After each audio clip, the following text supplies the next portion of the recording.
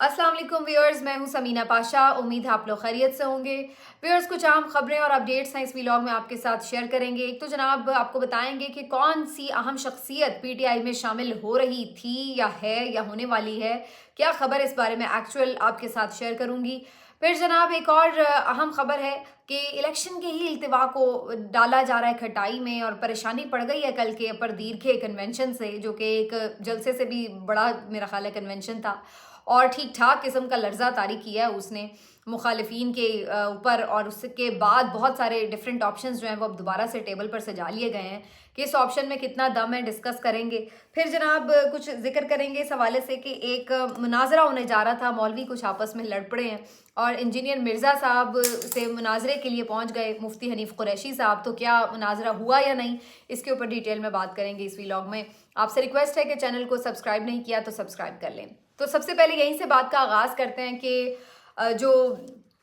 बात हो रही थी चौधरी सरवर साहब के हवाले से। चौधरी सरवर साहब जो खुद पाकिस्तान तहरीक इंसाफ का हिस्सा रह चुके हैं, उनके गवर्नर थे पंजाब के, और उसके बाद वो पीटीआई को छोड़ गए। उसके बाद हमने देखा कि इस वक्त वो पाकिस्तान मुस्लिम लीग काफ का हिस्सा हैं, लेकिन वो दोबारा हमें पीएमएलक्यू के किसी प्लेटफॉर्म से या कोई एक पॉलिटिकल एक्टिविटी करते हैं या कोई एक एक्टिविटी नज़र आती है, जनरली भी आप आके कोई रिप्रेजेंट करते हैं अपनी जमात को टीवी टॉक शोज़ में, तो उस तरह से वो हमें दिखाई नहीं दे रहे थे। चौधरी सरवर साहब बिल्कुल मंजर से गायब थे और बताने वाले ये बता रहे हैं कि उनकी फैमिली ये समझती थी कि उन्होंने अपनी सियासत को नाकाबिले तलाफी नुकसान पहुंचाया इमरान खान साहब का साथ छोड़कर। और अगर अब सियासत करनी है या उसमें कुछ अपना फ्यूचर बचाना है तो उसके लिए ज़रूरी है कि पीटीआई का ही साथ दिया जाए और दोबारा पीटीआई को ज्वाइन कर लिया जाए। अब उनकी तरफ से जो ही ये एक बन रहा था इरादा, उसके बाद मुख्तलिफ हलकों में हलचल मची कि जनाब क्या वाकई ऐसा वो करने जा रहे हैं। तो उन्होंने इसके ऊपर साफ तौर पर इनकार किया और कहा कि वो ऐसी कोई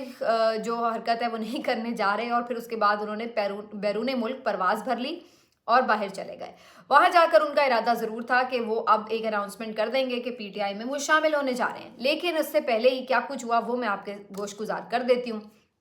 कहानी यह है कि जो ही उनकी ये शमूलियत की खबरें आना शुरू हुई सोशल मीडिया पर भी, तो एक रिएक्शन नज़र आया और ख़ुद मैंने महसूस किया कि बहुत सारे जो पीटीआई के फॉलोअर्स हैं, पीटीआई के सपोर्टर्स हैं, वोटर्स हैं, उन्होंने इसके ऊपर खूब रिएक्शन दिया और कहा कि बिल्कुल भी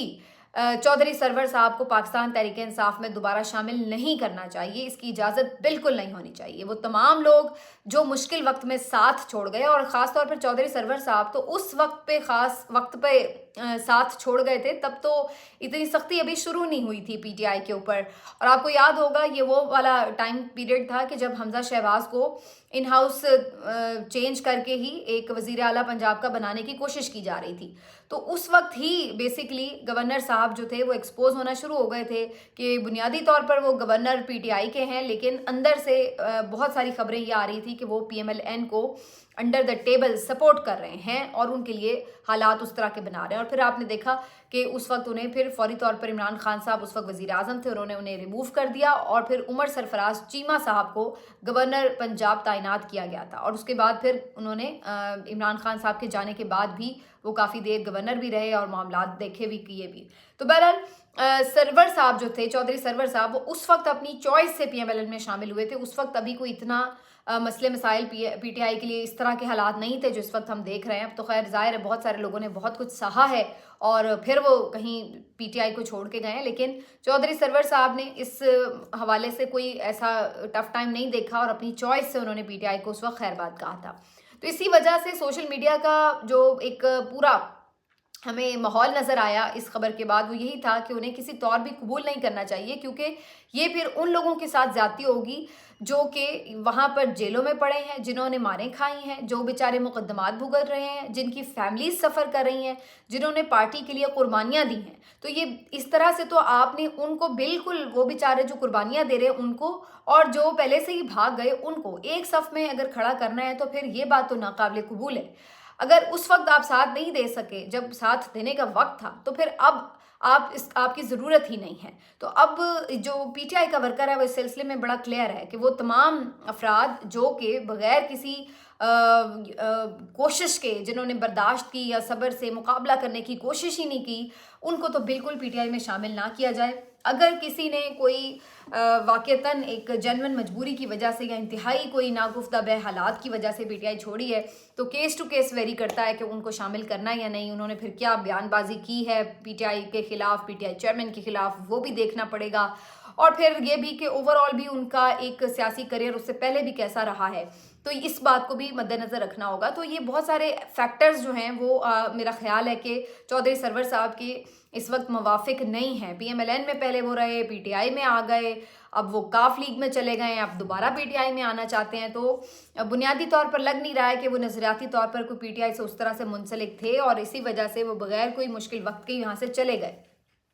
अब ये रिएक्शन तो अपनी जगह आ रहा था, लेकिन दूसरी तरफ अब जो पीटीआई के ऑफिशियल्स हैं उनकी तरफ से ये खबर की बिल्कुल मुकम्मल तौर पर तरदीद करते हुए कहा गया कि उन्हें शामिल नहीं किया जा रहा। अगर कोई ये कह रहा है कि उन्हें शामिल कर लिया गया है या उनको गो अहेड दे दिया गया है, कोई ग्रीन सिग्नल मिल गया है, तो ऐसा कुछ नहीं है। खुद इमरान खान साहब ने भी जब उन्हें बताया गया कि कोई इस तरह की वो कोशिश कर रहे हैं, तो इस बात के ऊपर इनकार किया कि उन्हें दोबारा पीटीआई में शामिल नहीं किया जाएगा। तो अब ये बड़ी क्लैरिटी से पीटीआई की जो पॉलिसी है वो सामने आ गई है। हैविंग सेड दिस, चलिए चौधरी सरवर साहब को तो शामिल नहीं किया जा रहा, लेकिन यहाँ पर मैं एक चीज़ को मेंशन ज़रूर करना चाहती हूँ, क्योंकि एक चीज़ है जो हम बहुत ज़्यादा सोशल मीडिया पर देखते हैं कि पीटीआई सपोर्टर्स को, वोटर्स को कहा जाता है कि जी ये तो कोई ब्लाइंड फॉलोअर्स हैं, और इमरान खान कोई गलत काम भी कर ले तो ये उसको सपोर्ट करने बैठ जाते हैं, और इनके सियासी शऊर की बात की जाती है। लेकिन हकीकत ये है कि इनका कोई सियासी शऊर नहीं है, ये सिर्फ इमरान खान की बात को ही अहमियत देते हैं। और अगर आज इमरान खान कोई बात को एक्सेप्ट कर ले तो इनके लिए सब वो अच्छा हो जाएगा,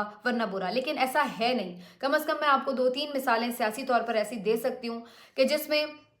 ऐसा हुआ नहीं कि पीटीआई के फॉलोअर सपोर्टर ने हर एक बात को जो है मिन्नो अन तस्लीम किया हो। सबसे पहली एग्जांपल इसमें शाह महमूद कुरैशी साहब की जो साहबजादी है मेहरबानो कुरैशी साहिबा, उसके हवाले से मैं देना चाहती हूँ कि जब ज़िमनी इंतखाब में उनको टिकट दिया गया तो वहाँ पर अच्छा खासा एक रिएक्शन आया, और उस वक्त तो खान साहब ने खुद ये टिकट दिया था, और लोगों ने इस बात को इस तरह से तस्लीम नहीं किया कि जी क्यों आपने मेहरबानो कुरैशी को अगर दे दिया, जी खान ने दे दिया तो लिहाजा भाई ठीक ही किया होगा। इस पर बहुत रिएक्शन आया, और बड़े अच्छे खासे जो यानी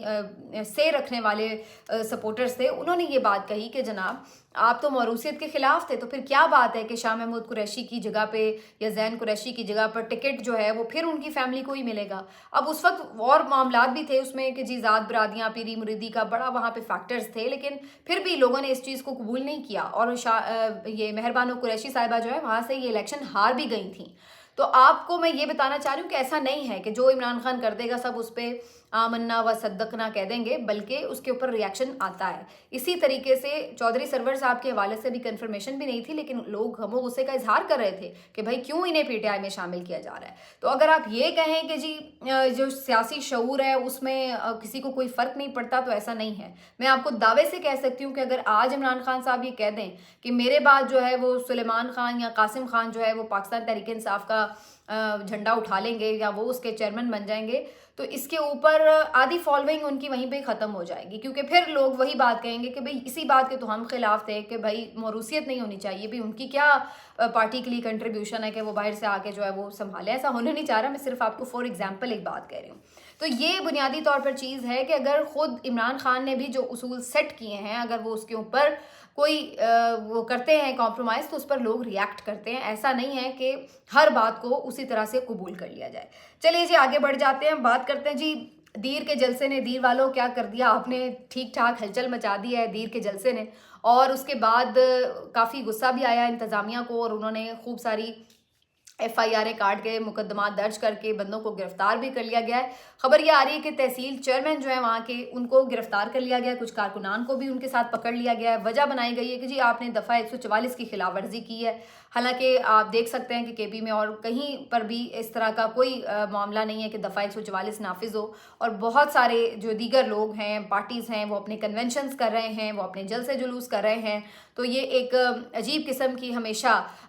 ले के आ जाते हैं मार्केट में प्रॉब्लम के जी PTI वालों के लिए दफ़ा 144 नाफिज है, बाकी किसी के लिए नहीं है। तो वहाँ पर शेर अफजल मरवत साहब के खिलाफ भी एक और FIR दर्ज की गई है। उन्होंने कहा है कि भी मेरी तो जूते की नोक पर पड़ी है और मुझे तो कोई परवाह नहीं है। शेर अफजल मरवत साहब कुछ अपने ही अंदाज के दबंग से आदमी हैं, तो वो वैसे भी कोई खातिर में ला नहीं रहे हैं।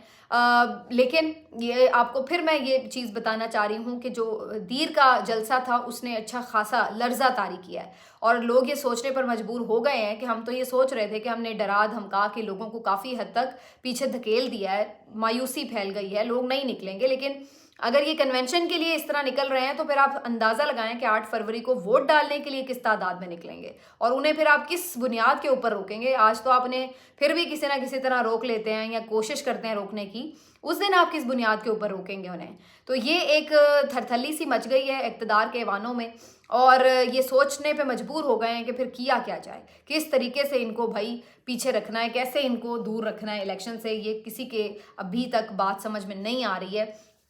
क्योंकि जो कल हमने दीर में देखा, आज हमें करक में भी उसी से मिलते जुलते मनाजिर नज़र आ रहे हैं। अभी तो जब मैं आपसे वीलॉग रिकॉर्ड कर रही हूँ, आपसे बात कर रही हूँ, तो उस वक्त अभी जलसा वहाँ पर कन्वेंशन प्रॉपरली शुरू नहीं हुआ, लेकिन स्टिल हम देख रहे हैं कि वहाँ पे भी रुकावटें खड़ी की गई हैं। एबटाबाद में भी एक जगह पे कन्वेंशन था, वहाँ पर भी, और सवात में भी ख्वाजा खेला के मकाम पर, वहाँ पर भी इन्होंने एक कन्वेंशन रखा हुआ था। तो आज 3 इज्तिमात थे बुनियादी तौर पर PTI के KP के ही मुख्तलिफ इलाकों में, लेकिन वहाँ पर उन्हें प्रॉब्लम ज़रूर फेस करना पड़ी। ख्वाजा खेला में तो उन्होंने कुर्सियाँ वर्सियाँ मेरा ख्याल उठा दी और करक में भी ऐसी सूरत हाल थी कि पुलिस आ गई थी जलसा गाह पर, कन्वेंशन की जगह पर, और वहाँ पर उन्होंने आके कुछ कोशिश की कि लोगों को मुंतशिर किया जाए। लेकिन स्टिल लोग जब ज़्यादा बड़ी तादाद में आते हैं तो फिर पुलिस वालों के लिए काफ़ी मुश्किल हो जाता है उन्हें रोकना, जो कि हमने दीर में भी कल देखा। तो अब ये एक मोमेंटम जो है वो पकड़ रही है PTI और लग रहा है कि ये कंटिन्यू होगा KP में भी, और फिर शायद ये बाकी सूबों की तरफ भी अब निकलेंगे। और इस बात का इजहार किया भी जा रहा है PTI की क़यादत की जानिब से कि ये मामला रुकेगा नहीं। अब ये PTI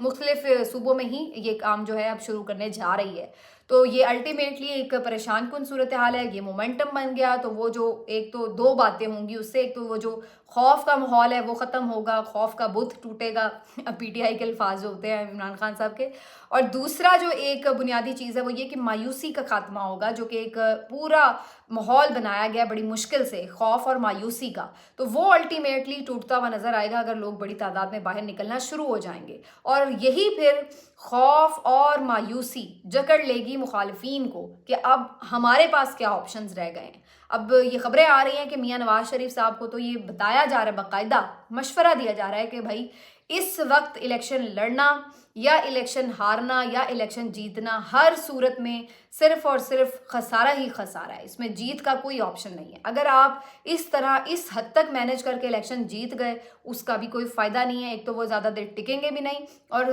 ज़माने भर की रुसवाई जो है वो पहले ही गले में आ गई है और आ जाएगी, हमेशा के लिए कालक लग जाएगी आपकी सियासत के ऊपर। अगर आप हार गए फिर भी बेइज्जती होगी कि भाई इतना सब कुछ प्रोटोकॉल मिलने के बाद फिर भी आप हार गए, डील भी की और फिर भी हार गए। और अगर आप ये दोनों सूरतों में कोई और ऑप्शन है तो वो फिर ये है कि आप खामोशी से इलाज के बहाने दोबारा लंदन चले जाएं और इलेक्शन विलेक्शन ना लड़ें, ताकि एक पर्दा सा रह जाए कि हाँ जी मियाँ साहब तो इलेक्शन लड़े ही नहीं, उन्होंने तो कैंपेन नहीं की वगैरह वगैरह, तो एक पर्दा सा रख लिया जाए और कुछ आगे की सियासत बचाने की कोशिश की जाए। तो डिफरेंट ऑप्शंस जो हैं वो PMLN के लीडरान को दिए जा रहे हैं कि भाई आप देख लें, क्योंकि इस तरह के हालात में इलेक्शन लड़ना बिल्कुल अपनी सियासत को ख़त्म करने के मुतरादिफ है, दफन करने के मुतरादिफ है। ख़ुद शाहिद खान अब्बासी साहब ने भी कल एक पॉडकास्ट में यही बात की है कि वो बिल्कुल इस तरह इलेक्शन लड़ने के हामी नहीं है और ना वो ये समझते हैं कि मियाँ साहब को इस तरह के हालात में इलेक्शन लड़ना चाहिए। अब जब मियाँ साहब ही नहीं लड़े अगर इलेक्शन और ये सूरत हाल है कि सब कुछ करने के बावजूद सारी जमातें मिलकर भी PTI का मुकाबला ना कर सकें, तो फिर करें तो करें क्या? फिर तो सिर्फ एक वाहिद ऑप्शन यह रह जाता है कि इलेक्शन करवाया ही ना जाए। और निगरान वज़ीर आज़म साहब का जो एक इंटरव्यू है रिसेंटली, उसमें जहाँ उन्होंने एक बहुत बड़ा झूठ बोला कि जी सबको लेवल प्लेइंग फील्ड मिली हुई है और PTI भी जलसे जुलूस करने के लिए फ्री है। वैसे मैं हैरान होती हूँ कि पुराने ज़माने में सुना करते थे कहानियों में कि कोई झूठ बोले तो उसकी कोई सींग निकल आते हैं या कुछ ना कुछ उसको महसूस होता है, लेकिन अब तो मेरा ख्याल है इतनी फरावानी से लोग इतनी कॉन्फिडेंस से झूठ बोल लेते हैं कि हैरानी भी होती है कि यार इतना कॉन्फिडेंस कैसे आ जाता है झूठ बोलते हुए। यही हिसाब जो है वो निगरान वज़ीर आज़म का है और वो इतनी कॉन्फिडेंस से कह रहे हैं कि जी पीटीआई को तो कोई रोक टोक नहीं है। कमाल ही है वैसे। तो बहरहाल अब ये है कि जी उन्होंने जहाँ ये बात की, साथ ये भी बात की कि जी कुछ अमन अमान के मसाइल हैं, थ्रेट्स पहले से बढ़ गए हैं, हमारी फिर भी कोशिश होगी कि इलेक्शन टाइम पर हों वगैरह वगैरह, लेकिन अब ये कोई भी इस किस्म की चीज़ें लेकर के मज़ीद थोड़ा उसको आगे कर सकते हैं, जो बज़ाहिर नज़र आ रहा है, क्योंकि जो टारगेट्स थे पीटीआई के हवाले से वो अभी तक पूरे नहीं हुए। पीटीआई का बैट अगर मैदान में मौजूद है तो भले इमरान खान इलेक्शन नहीं भी लड़ रहा तो फिर भी उससे ये नहीं है कि लोग कोई उसको भूल जाएंगे या वोट नहीं करेंगे आके। अब बैट के निशान के लिए एक अपडेट ये है कि पाकिस्तान तहरीक इंसाफ ने सिंध हाई कोर्ट से रुजू कर लिया है, और वहाँ पे रुजू करने की वजह यही है कि उन्हें मालूम है कि इस्लामाबाद हाई कोर्ट में क्या हशर नशर होना है उनकी दरख्वास्त का, तो उन्होंने अब सिंध हाई कोर्ट में रुजू किया है इस बैट के निशान को रिटेन करने के लिए, और जो इलेक्शन के ऊपर इन्होंने फैसला दिया इलेक्शन कमीशन ने। लास्टली जी मैं आपको ज़रा ये बता दूँ कि जो सूरत हाल है दो मौलवियों के हवाले से बड़ी इंटरेस्टिंग है। इंजीनियर अली मिर्ज़ा साहब तो अच्छी खासी क्लास करवा चुके हैं टाइगर से, जो उन्होंने दुर्गत बनाई सोशल मीडिया पर उनकी इमरान खान साहब के खिलाफ जो उन्होंने गुफ्तगू की उसके बाद, और वो काफ़ी डिफेंसिव भी बेचारे हुए। उसके बाद जो दूसरी तरफ से हमें देखने को मिलता है कि मुफ्ती हनीफ कुरैशी साहब जो है ये भी अब आ गए, मुनाजरे का चैलेंज लेकर बीच में कूद पड़े, पहले से ही शायद इन्होंने किया हुआ था। अच्छा, इसमें मैं थोड़ा सा आपको सिर्फ इतना सा एक्सप्लेन कर दूं कि जो मुफ्ती हनीफ कुरैशी साहब है ये अहले सुन्नत वल जमात को बेसिकली रिप्रेजेंट करते हैं, और जो इंजीनियर अली मोहम्मद मिर्ज़ा साहब हैं इनका जो एक पूरा एक बयानिया रहा है, या बहुत सारे जो इनके बयानात हैं वो इस किस्म के हैं कि जिसमें बज़ाहिर ये लगता है कि वो ये पीरों फ़कीरों या जो मुख्तलिफ मसालिक हैं उनके हवाले से काफ़ी तनकीद करते रहे, और यही वजह है कि जो अहले सुन्नत वल जमात के जो उलमाए कराम हैं या मौलवी हज़रात हैं वो इंजीनियर अली मिर्ज़ा साहब को ज़ाहिर पसंद नहीं करते, वो उनके ऊपर तनकीद करते हैं। तो ये बेसिकली मसालिक की आपस में एक जंग है इस वक्त जो हमें नज़र आ रही है। अच्छा, आज मैं देख ये रही थी कि हुआ ये, अच्छा अब ये जो कुरैशी साहब हैं इन्होंने, मुफ्ती हनीफ कुरैशी साहब, इन्होंने इंजीनियर साहब को चैलेंज किया हुआ था कि मैं आपके पास जेलम आऊँगा और वहाँ बैठ के मुनाजरा करेंगे आमने सामने, और फिर वहाँ पर बात करेंगे दलील के साथ, और फिर देखेंगे कि क्या होता है क्या नहीं होता। अब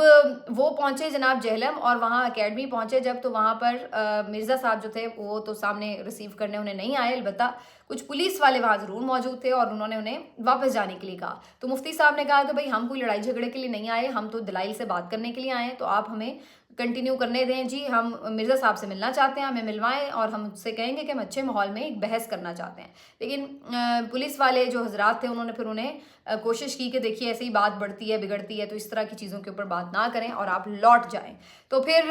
किस्सा मुख्तसर मुनाजरा तो नहीं हो सका, लेकिन पीटीआई वाले बड़ा इस चीज़ को एंजॉय कर रहे थे कि जी मिर्ज़ा साहब भाग गए, मुनाजरे का जब चैलेंज आया था तो बड़ी बड़ी बातें आप टीवी पे बैठ के अपने सोशल मीडिया पर कमरे में बैठ कर अपने स्टूडेंट्स के सामने तो करते हैं, लेकिन जब कोई और सामने से मौलवी आया, कोई उलमाए कराम आए, तो आपसे फिर उनका सामना नहीं हो सका। तो इस चीज़ को तो एंजॉय कर रहे थे, लेकिन ये मैं ज़रा क्लैरिटी से बता दूं कि वो कोई इमरान खान साहब को डिफेंड करने नहीं आए थे, वो जो उनका बेसिकली मसलक है वो उसकी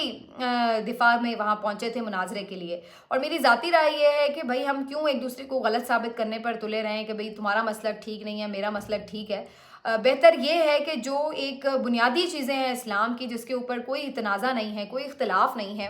वो चीज़ों पर ज़्यादा कोशिश करें कि लोगों को इकट्ठा करें और लोगों को उसकी तरवीज दें, उस तरफ लेकर आएँ, बजाय इसके कि आप मसाले की जंग में उलझ कर लोगों को एक दूसरे के खिलाफ करें और नफ़रतें बढ़ाएं। तो उससे ज़्यादा बेहतर ये है कि मेरा ख्याल है जिसका जो मसलक जिसको बेहतर लगता है वो उसको फॉलो करता है, उसको करने दें। बेसिक चीज़ ये कि जो बुनियादी चीज़ें हैं इस्लाम की उसके ऊपर कोई जो है वो तनाज़ा ना हो। तो बहरहाल जी ये दो मसाले के आपस के मुनाजरे थे, उसमें कोई खान साहब या खान साहब के फॉलोअर्स का कोई लेना देना नहीं था, लेकिन पीटीआई वाले अलबत्ता काफ़ी इंजॉय कर रहे थे इस बात को कि मिर्ज़ा साहब जो है वो मुनाजरे से डर गए हैं। मिलते हैं आपसे अगले वीलॉग में, अपना ख्याल रखिए, अल्लाह हाफिज़।